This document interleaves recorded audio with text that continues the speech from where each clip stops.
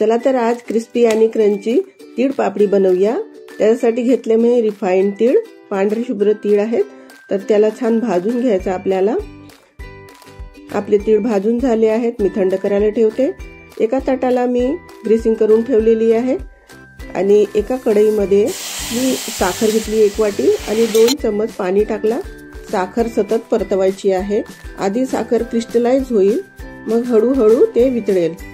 आपल्याला पूर्ण साखर वितळून झाल्यावर आपण इथे 1 चम्मच तूप घालणार आहोत। ते वितळून झाल्यावर मी अर्धी वाटी शेंगदाणे घातले आणि पूर्ण तीळ घातला। याला छान मिक्स करून घ्यायचं आहे आपल्याला।